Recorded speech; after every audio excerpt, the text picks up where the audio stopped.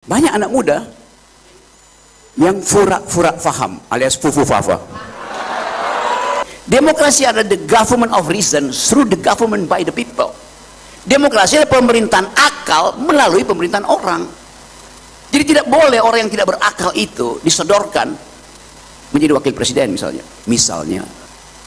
Jadi bagaimana kita mau bersaing misalnya dengan anak-anak dari Vietnam, Thailand, Bangkok, Singapura, Malaysia, kalau nutrisinya nggak cukup? Intervensi negara harus tiba di rahim perempuan. Haji Agus Salim, Sultan Syahrir, Soekarno, Nasir, segala macam bekerja dengan pikiran untuk menghalau kedunguan.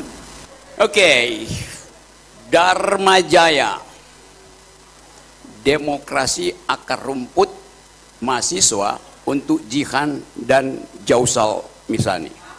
Oh gitu Dharma Jaya.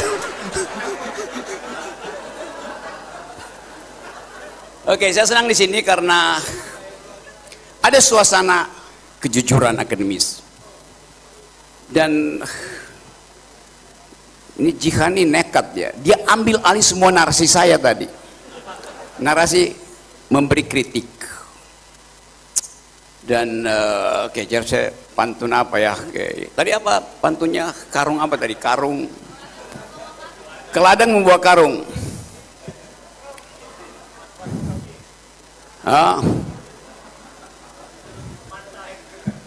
Jangan bawa karung untuk nangkap tenggiri.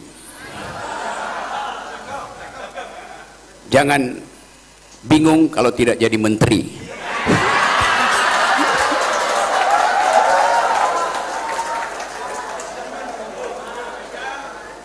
Di Jakarta bahkan sampai tadi pagi semua orang WA-an soal komposisi kabinet itu.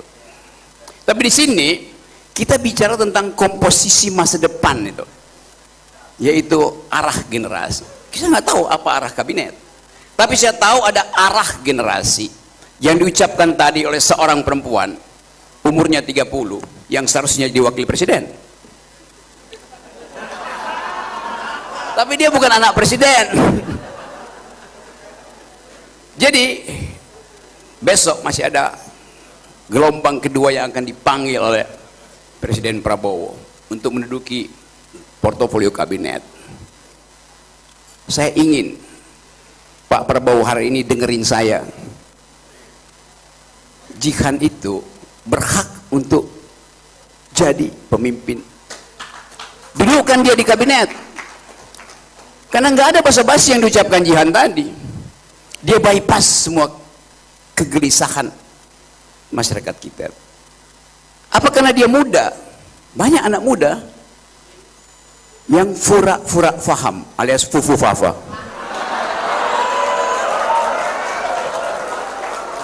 Jihan mengerti arah demokrasi padahal dia adalah dokter.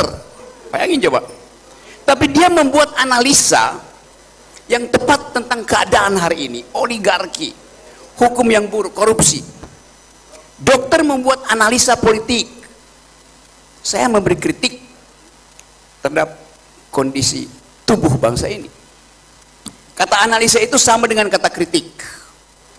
Artinya membongkar anatomi. Analisis artinya menguraikan anatomi, right? Di dalam ilmu kedokteran, analisis artinya menguraikan anatomi supaya bisa langsung dilihat jaringan mana yang rusak. Di dalam ilmu kedokteran ada istilah apoptosi. Dokter Jihan kasih tahu saya kalau saya salah, tapi nggak pernah salah saya. Apoptosi itu kondisi sel yang rusak yang akan bunuh diri supaya tidak mengganggu sel yang lain, betul kan? Jadi Tuhan alam semesta memberi fasilitas pada si sel untuk bunuh diri supaya dia tidak mengganggu sel yang lain yang sehat. Kalau dia gagal bunuh diri, dia lakukan metastasi, mengganggu, lalu jadi sel kanker. Tapi ada seorang pemimpin yang sekarang nggak mau bunuh diri, walaupun dia udah merusak kanker nasional. Namanya Dr. Mulyono.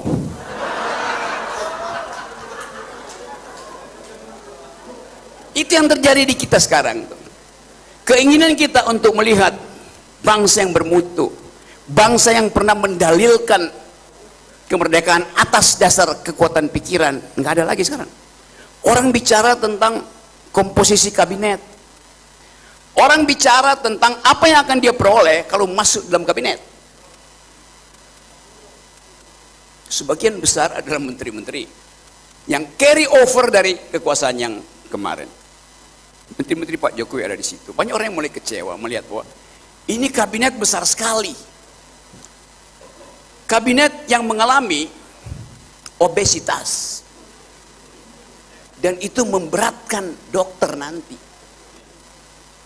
Karena obesitas itu adalah the mother of all penyakit, disease. Betul kan, Ihan? Gula itu sumber dari segala macam penyakit. Ibu dari segala penyakit. Jadi kelihatannya kita akan hidup dalam 5 tahun ke depan dengan kondisi kabinet yang besar. Artinya apa? Saya mesti bayar pajak lebih banyak untuk gaji mereka. Kalian mesti keluarin pajak lebih banyak untuk menggaji kabinet yang besar. Jadi mereka senang, kita yang susah karena kita mesti bayar. Kan mereka kita bayar.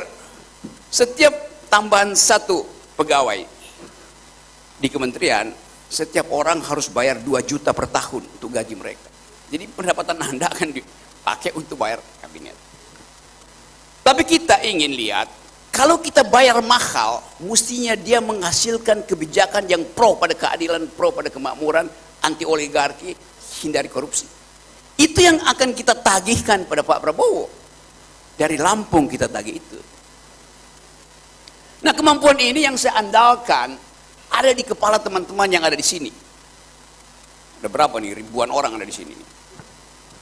Dan saya akan ada di Lampung untuk ganti KTP supaya saya bisa nyalek dari Lampung karena pemilih saya udah banyak nih. Tapi kita mulai berpikir bahwa ternyata negeri ini tidak kekurangan calon pemimpin. Jihan bicara dengan lancar, dengan kemampuan retorik dan logika yang bagus tuh. Kita nggak lihat hal itu ada pada anak-anak muda di Jakarta yang sekarang anak-anak muda itu kena masalah FOMO, fear of missing out. Ngintil, nggak mau mandiri, takut berbeda pendapat, tidak mampu mengucapkan independensi dia sebagai manusia bahkan. Jadi Lampung punya kesempatan untuk menghasilkan pemimpin. Pastikan Jihan 2029 masuk di dalam persaingan presiden tuh. Kita mau Lampung ini jadi pelampung bangsa ini. Itu yang kenapa saya datang ke sini. Jadi kejadian-kejadian yang kita lihat sekarang. Kemarin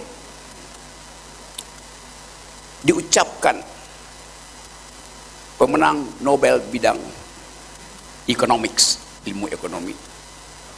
3 orang, kebetulan pria, yang mulai mempersoalkan fungsi dari institusi di dalam menghasilkan kebijakan yang beradab. Dia dapat Nobel dari Swedish Academy, panitia Nobel, untuk menghormati Alfred Nobel. 3 tokoh ini menghitung apa ongkos sosial, apa ongkos psikologi, apa ongkos ekonomi dari sebuah institusi itu. Persis seperti sekarang. Kabinet itu sebuah institusi dan kita mau hitung apakah kabinet yang besar itu bisa efisien. Dari awal pasti tidak efisien karena bengkak kabinetnya. Jadi teman-teman di sini, kita nggak peduli dengan apa yang terjadi di Jakarta, kita peduli dengan apa yang mungkin dihasilkan dari forum semacam ini di Lampung. Itu intinya, itu dasarnya tuh. Jadi kita mau lihat perkembangan Lampung ini di dalam konteks perkembangan politik dunia, bukan politik nasional lagi. Pertandingan anak-anak muda di sini yang dijanjikan bonus demografi, tapi dengan pendapatannya makin minim. 5 bulan berturut-turut Indonesia mengalami deflasi. Artinya barang udah jadi murah pun nggak ada yang beli. Karena emak-emak setiap kali datang ke ATM buat lihat masih ada 50.000 nggak di tabungannya tuh, hanya untuk memastikan anaknya masih bisa ada sedikit jajan di SD, SMP. Jadi kita dalam kondisi semacam itu. Kondisi yang memungkinkan negeri ini jatuh menjadi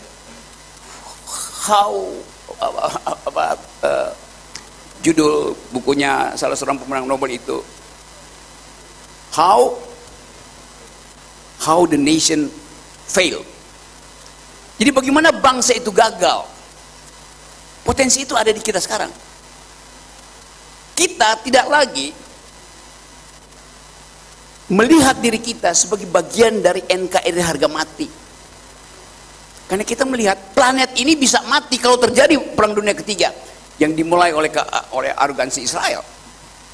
Kita akan melihat planet ini lumpuh kalau IKN itu dipaksa terus untuk dijadikan ibu kota dengan akibat burung, cacing, air kehilangan hak hidupnya tuh. Jadi kita bicara tentang, do you speak environmental ethics, do you speak global security, do you speak human solidarity. Solidaritas kemanusiaan kita itu hilang selama periode 10 tahun terakhir. Kita ingin pulihkan itu dengan mengandalkan anak-anak muda, bukan mengandalkan menteri-menteri tua. Saya mau kasih poin itu karena Lampung ada di dalam kondisi yang paling strategis, dekat dengan Jakarta, dekat dengan samudra, dan potensi untuk diintai, diintip itu terus semangka itu bisa ada submarine mondar-mandir di situ untuk mengintai Jakarta lagi apa ya? Lagi apa yang akan terjadi? Kalau kapal selam misalnya yang dikirim oleh Amerika itu untuk mencegah supaya Cina tidak ekspansi ke Cina Selatan, dia bermukim kira-kira 20 meter dari di Selat Sunda ini kan tinggal 20 meter. Tapi dia ngintip misalnya apa yang sedang terjadi di Jakarta, ada potensi nggak krisis? Karena sampai sekarang anak-anak muda tidak yakin bahwa Prabowo itu bisa bekerja sama secara psikologis dengan Gibran. Siapa yang yakin coba? Kalaupun ada yang yakin jangan angkat tangan. Nanti Anda kena kamera Intel nanti. Tapi kita tidak angkat tangan terlihat, tapi otak kita mengatakan ada yang palsu di dalam transaksi kekuasaan itu. Saya hanya ingin mengingatkan bahwa kita memilih republik. Republik artinya res publica, res artinya thing, hal-hal yang sifatnya publik harus menghasilkan kesejahteraan bersama. Tadi Jihan betul, mulai mengkritik bahwa kebijakan mungkin sekali akan dikendalikan lagi oleh oligarki. Oligarki itu artinya sedikit. Republik tidak menghendaki yang sedikit. Republik mengatakan bahwa ada common good, kemakmuran bersama, kebahagiaan bersama. Jadi Lampung harus mulai menghidupkan kembali the very ideas of republic. Ini republik, bukan kerajaan.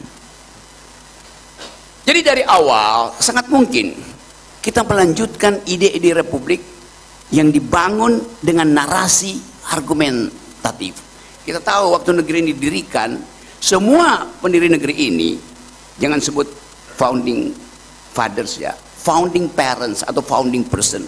Sebab pendiri republik ini di dalam debat ada 5-7 perempuan di dalam ruang konstituante berdebat tentang arah negeri itu.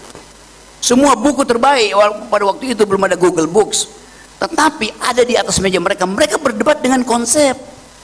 Sekarang kita nggak lihat orang berdebat dengan konsep. Di talk show orang berdebat dengan amarah, kalah argumen, muncul sentimen,